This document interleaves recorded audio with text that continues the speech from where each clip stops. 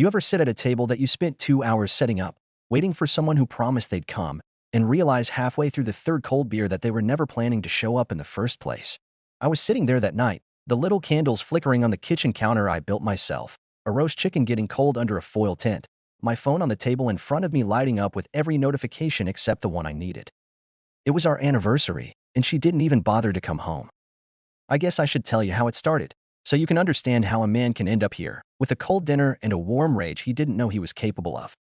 I'm a tile setter, 38, been doing the same work since I was 19. I like simple things, the feel of grout drying between my fingers, the clean look of a straight line of tiles, the way my body aches in a good way after a day on my knees smoothing out concrete. I'm not fancy, never pretended to be, but I took pride in knowing I could build things that lasted, at least in houses, maybe not in people. I met her at a hardware store. She was picking out paint. I was there for a box of screws. She asked me if I thought Willow Mist was too bland for a bedroom. I remember how she smiled when I told her it would look good if she wanted something soft. She said she liked that word soft.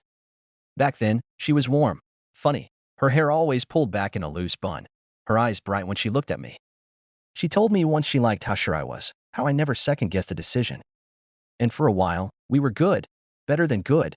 We'd spend weekends driving out to the discount tile yards so I could show her patterns I liked. She'd pack sandwiches in wax paper, peanut butter for me, turkey for her. Simple, honest, felt like something that would last. But you know how it goes. Time starts to dull things. You think you're building something steady, but maybe she was getting restless while I was feeling satisfied. I started noticing little things. She stopped sitting with me while I watched the evening news. She'd go in the bedroom, close the door, said she was tired. When I'd bring home leftover boxes of tile I thought she'd like for the kitchen, she'd barely look at them, just say, "That's nice," in that voice that didn't mean it. I told myself it was the stress, her job, the bills, life. The first real crack in the wall was the night I came home early. She was sitting at the kitchen table with her laptop open, her face lit by the screen, and when I walked in, she didn't even look up. Didn't say hi, didn't ask how my day was. I stood there, hands still dirty from work, and she finally sighed and said, "Could you wash up before you touch anything?" It was such a small thing, but it landed like a brick in my chest. I asked, "You all right?" She didn't look at me, just kept typing and mumbled, "I'm fine." After that, I tried harder. I started getting home early when I could, thinking maybe she was lonely. I'd pick up dinner on the way, clean the counters, change the light bulbs she said were too dim. Nothing seemed to matter. She'd come home later and later, never with an explanation. If I asked, she'd roll her eyes and say, "I'm not your property." I didn't know how to argue with that. So I stopped trying. But I never stopped hoping. I thought maybe if I did something special, she'd remember why we were good once. That's why I planned that anniversary dinner. I spent the whole damn day off work, cooked her favorite roast chicken with rosemary and garlic, even made those little potatoes she liked with too much butter. I bought a bottle of cheap red wine and set out 2 glasses. Lit candles. Put on the old country playlist we used to dance to in the kitchen. I sat there at the table, wearing the only nice shirt I owned, a blue button-up she bought me years ago, the one she said made me look like less of a work mule. I checked my phone every 10 minutes. I watched the wax drip down the sides of the candles. I listened to the clock ticking. 9 o'clock came, then 10. The food went cold. The wine stayed corked. And I sat there, trying to swallow this lump in my throat that felt bigger than any disappointment I'd ever known. When she finally came in, 11:30 by the glowing numbers on the stove, she didn't look surprised, didn't even look sorry. She set her bag down and looked at me like I was a stranger squatting in her house. I opened my mouth, but nothing came out. She glanced at the table, at the cold dinner, the candles burned down to stubs. And she said, "Oh, I forgot it was tonight." I felt my hands go numb. I looked at her and tried to see the woman I met in the paint aisle, the one who smiled at me like I was the only man in the store. But all I saw was someone who couldn't be bothered to pretend anymore. I asked her, my voice sounded like it came from someone else, "You forgot?" She didn't answer, just walked past me into the bathroom and shut the door. I sat there another hour, listening to the pipes groan as she ran the shower, staring at the empty chair across from me. My chest felt hollow and heavy all at once, like everything I'd built was gone. And in that moment, I knew. She'd left me long before she ever walked through that door. But I swear to you, sitting there in that cold kitchen, I never felt more awake in my life. After that night, something shifted, not just in her, but in me too. I woke up the next morning on the couch because I couldn't stand the thought of crawling into bed next to her. The kitchen still smelled like cold chicken and melted wax. I threw everything in the trash, one plate at a time, just to hear it clatter and break. It was the only thing that sounded honest in that whole damn house. I went to work that day and didn't tell a soul what happened, but I could feel it sitting on me like a wet coat. Heavy, impossible to ignore. You ever have something like that? Like you're carrying a weight nobody else can see? I kept thinking maybe she'd say something. That night, the next day, the day after that. But she never brought it up. It was like our anniversary, and everything it meant had just evaporated. 2 weeks went by. She kept coming home late, sometimes after midnight. When I asked, she'd sigh and say, "I'm tired, okay?" That was it. No explanation, no apology. One evening, I tried to talk. I really tried. She was sitting on the edge of the bed, scrolling her phone. I said, "I don't know what's happening to us, but I can't keep pretending everything's fine." She didn't look up, just kept tapping the screen. So I sat down beside her. I asked, "Do you still love me?" She put the phone down slow, like she needed time to pick her words. Then she looked at me, eyes flat, and said, "I don't know what you want me to say." That's when I felt the first real crack in me. Not in us, just in me. Like something inside finally stopped fighting. After that, I started doing what I always did when something broke. I tried to fix it. I cleaned the house top to bottom. I fixed the squeaky hinges on the cabinet she complained about. I even painted the bedroom in that willow mist color she used to like. And she walked in, looked around, and said, "You think paint's going to change anything?" Then she went to shower and left me standing there with the rollers still dripping in my hand. I'll never forget that smell. Fresh paint. So clean, so full of promise, and so useless. I started staying late at jobs.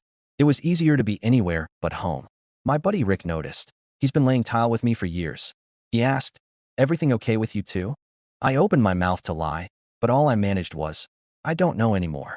He didn't push, just patted my shoulder and said, "If you need a place, my couch is always open." I nodded, but in my head, I thought, no, I'm not leaving, not yet. I tell myself she was going through something, a phase. I'd think back to the early days, the way she'd run her hand through my hair and tell me I worked too hard. I started to believe maybe I'd done this. Maybe I'd made her feel trapped. Like she was right. I was a man with no ambition beyond four walls and a decent meal. One night, I was sitting on the porch, smoking something I hadn't done in years, and she came out, wrapped in that old robe she used to wear when she waited up for me. She didn't say anything, just looked at me with this tired disgust. I asked, "Do you hate me now?" She stared at me, then looked away. And she said, "I don't feel anything at all." Then she turned and went back inside. You ever hear something like that? It's worse than yelling, worse than hate. At least hate is something. But nothing? Nothing is like a hole that keeps growing. After that, I stopped trying to fill it. I started sleeping on the couch every night.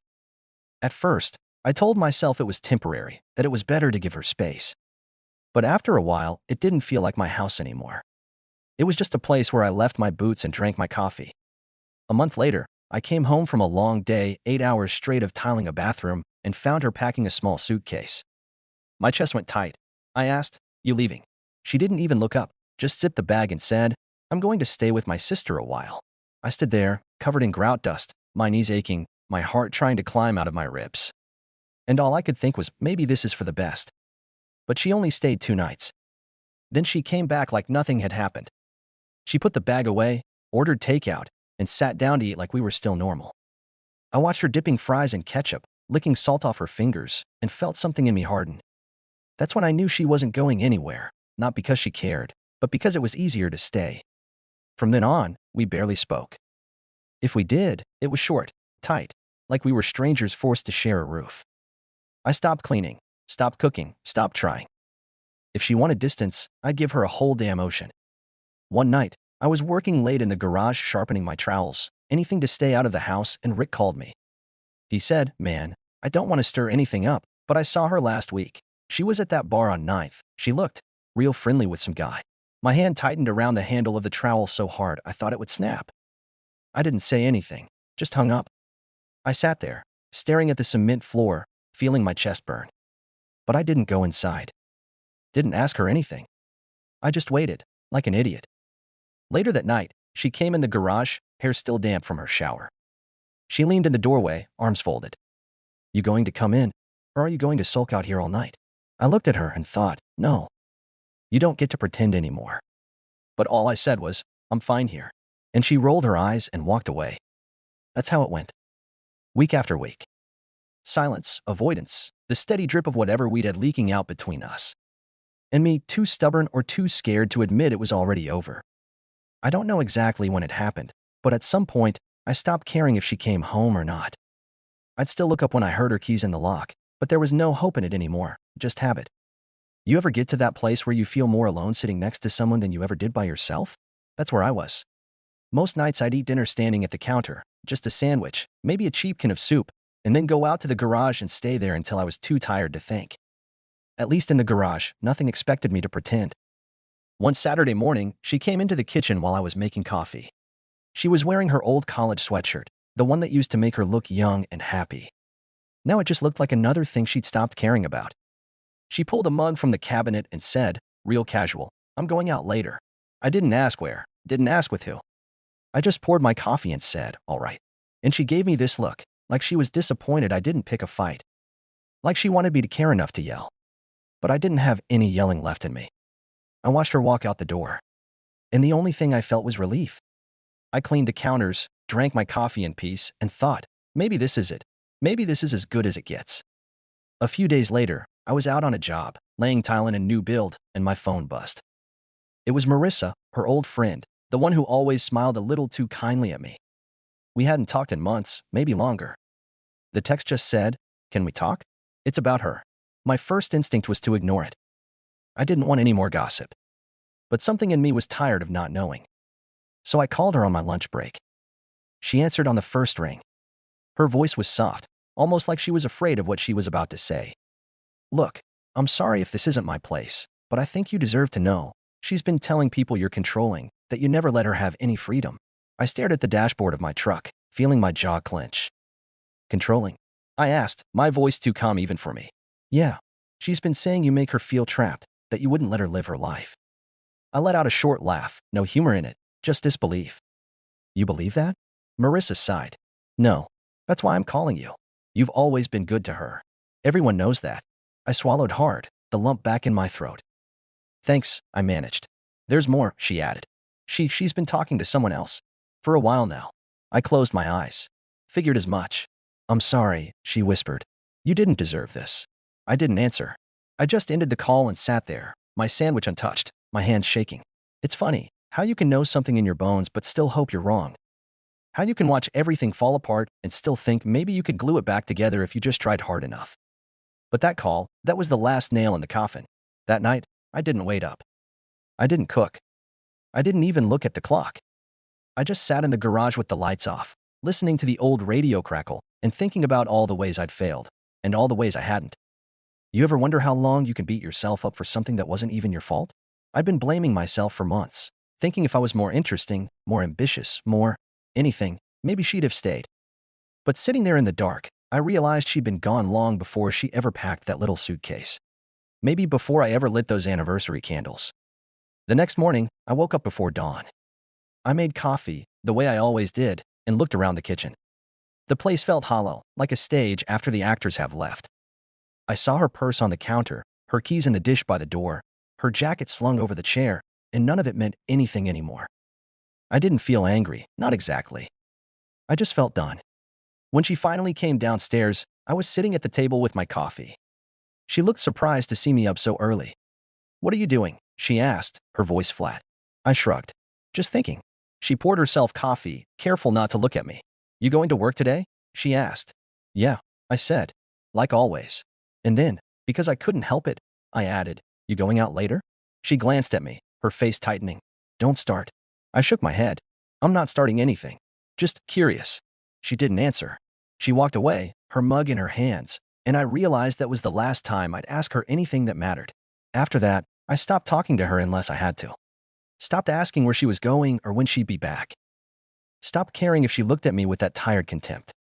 If she wanted distance, I'd give her all the space she could stand. A few days later, Marissa texted again. She asked if I was okay. I didn't answer. I didn't know how. At work, Rick could tell something was different. "You look like you're somewhere else," he said, pressing a tile into mortar.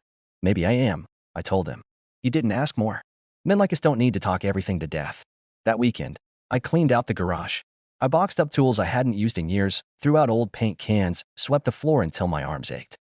When I was done, I sat on the step, looking around at the empty shelves, and thought, maybe it was time to clear out everything.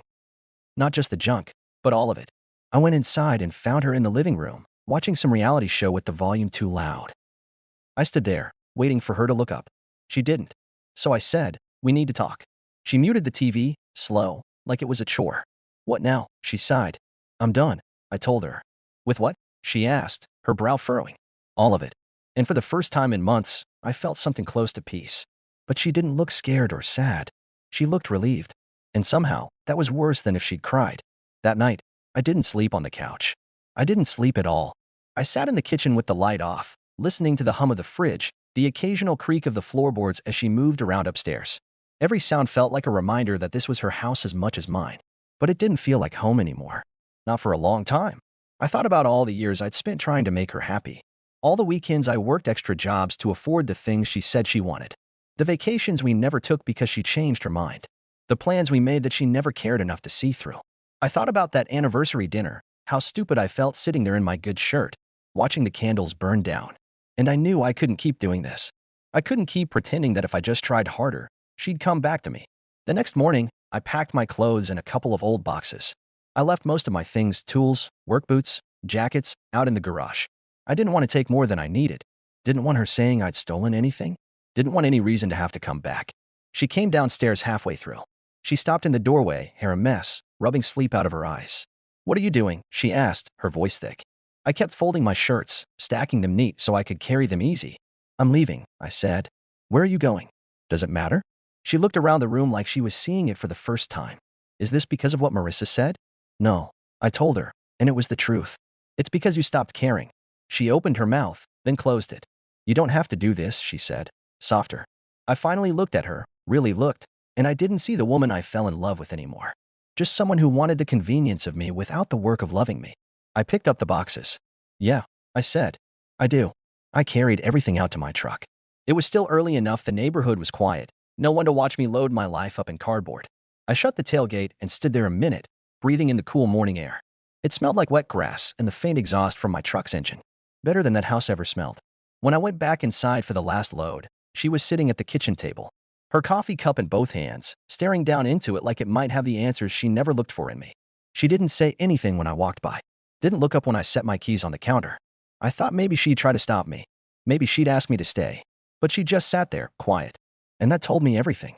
I pulled my wedding ring off and set it next to her cup. It made a soft sound, metal on ceramic. I waited a second, just in case she'd look at me. She didn't. So I walked out. I didn't slam the door. Didn't need to. Some endings don't need a big show. They're just over. I drove to Rick's place. He didn't say much when he opened the door and saw me standing there with my boxes. Just stepped aside so I could come in. "You good?" he asked, when I set everything down in the spare room. "No," I said, "but I will be." He nodded. "That's something." I spent the next few days in that little room, getting up early to go to work, coming back late, sitting on the porch with a beer until I was tired enough to sleep. Rick didn't push me to talk. He just sat there sometimes, drinking his own beer, and we'd listen to the crickets. It was the most peace I'd had in months. She texted me a couple times. Short messages. "Are you okay? Do you want to talk?" I didn't answer. There was nothing left to say. One evening, Marissa called. I almost didn't pick up, but curiosity got the better of me. She sounded nervous. "Hey," she said. "I heard you moved out." "Yeah, I'm sorry," she said, and I could tell she meant it. "Don't be," I told her. It was overdue. There was a pause. "I know this isn't the right time, but if you ever need anything, I'm here." I didn't know what to say to that, so I just thanked her. We hung up, and I sat there a long time, thinking about how you can spend years giving everything to someone who wouldn't cross the street for you. The next morning, I drove back to the house while she was at work. I didn't go inside. Just parked out front, looked at it one last time. The lawn I used to mow, the gutters I cleaned every fall, the windows I'd replaced when she said they were drafty. I'd built that place up for her, made it better than I found it. But no amount of fixing could make her want to stay. Before I left, I took a picture of the front door. Not because I wanted to remember it fondly, but because I needed to remind myself what it looked like when you gave everything and still lost. I deleted her number on the drive back to Rick's. It felt final in a way packing boxes never did. I thought I'd feel sad, maybe regret, but mostly, I just felt empty. And that was better than hurting. The first few days after I left were almost peaceful. I'd wake up early at Rick's place, pour coffee into a chipped mug, and sit on the porch watching the street wake up. Work felt simpler too. No need to check my phone every break to see if she'd bothered to text. Most times, she didn't. And that was fine. But on the fourth morning, my phone finally buzzed. First, just a short message. So you think you're the victim here? I ignored it. An hour later, another. Running away doesn't make you any less pathetic.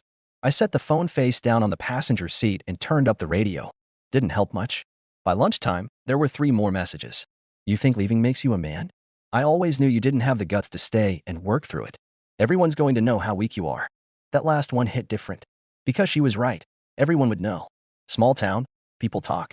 And part of me almost felt ashamed. Almost. I didn't reply. I worked through the day, laying tiles in a half-finished kitchen, feeling my jaw clench tighter every hour. By the time I packed up my tools, my phone had another message waiting. You can't even face me. What a coward. I sat there in my truck, breathing hard, the steering wheel creaking under my grip. And I thought, maybe this is what she wanted all along. Me gone, her free to spit on whatever was left of my pride. But you know what? I'd rather be called a coward by someone like her than spend one more day pretending I deserved it. That evening, she called. I let it ring out. She called again. And again. On the 4th call, I finally picked up. Her voice was icy calm. So what's the plan, huh? You going to hide out at Rick's forever? I didn't answer. You think you can just walk out and leave everything for me to clean up? You think that makes you noble? I closed my eyes. I think it makes me sane, I said quietly. She laughed short and mean. You're nothing without this house. Without me. Everyone knows you'd still be a nobody laying tile for cash if it wasn't for me pushing you to be better. I didn't feel shame anymore. Didn't feel much of anything except tired. You done? I asked. I'm just getting started, she snapped. I'm going to tell everyone how you abandoned me. How you were never man enough to fight for what mattered. How you... I hung up, tossed the phone onto the seat beside me, stared out at the street lamps flickering on, and something in me settled. Not anger, not revenge, just clarity. This was never going to stop. She'd keep taking little pieces of me as long as I let her. I wasn't going to let her anymore. Next morning, before dawn, I drove back to the house. Didn't bother texting her. Didn't want another word. I unlocked the door and stepped inside. The place smelled stale, like old coffee and damp towels. I walked through each room, noting how little of it felt like mine anymore. That was fine. It wouldn't be mine for much longer. I went to the bedroom first, pulled open the closet, started yanking her clothes off hangers. Neat little dresses she never wore for me anymore. Jackets she'd buy on impulse and forget in the back. I didn't fold anything, just piled it into boxes. Her perfume bottles, her makeup, the half-finished craft projects, everything went. I could almost hear her voice in my head, sneering. You think this makes you strong? I didn't care. I moved to the bathroom. Her shampoos, lotions, hairdryer, all in the box. Kitchen next. Her mugs, her favorite tea canister. The cheap wine glasses she'd bought when she decided we needed to be more sophisticated. Gone. By the time I was done, the sun was up. I loaded the boxes into the back of my truck. It started to drizzle, cool rain pattering on the tailgate. Fitting, I thought. I drove to her mother's place, a squat little brick house a few blocks away. Nobody was home. Didn't matter. I set every box and bag on the front steps, one by one. Stepped back, took out my phone, and snapped a picture. Then I sent it to her with a short message. You're free now. I didn't wait for her reply. Didn't need it. On the drive back, I called Rick. You good? He asked when he picked up. Yeah, I said, and for the first time, I meant it. I'm going to the courthouse tomorrow. Filing for divorce. Rick was quiet a moment. Then he said, about damn time. That night, I slept better than I had in years. No dreams. No regret. Next day, I did exactly what I said I would. Walked into the courthouse, filled out the papers, signed my name. The clerk asked, You sure you want to do this? I looked her dead in the eye. Yeah, I said. I'm sure. When I left, I stood on the steps a moment, feeling the drizzle start again. It felt clean somehow, like the last bit of her washing off me. I didn't feel victorious. Didn't feel broken either. Just done. Later, Marissa texted. I heard you filed. Are you okay? I thought about it. About the cold kitchen that night she forgot our anniversary. About all the nights after. About the way her voice sounded when she told me she didn't feel anything anymore. Yeah, I replied. I'm okay. And for once, it wasn't a lie.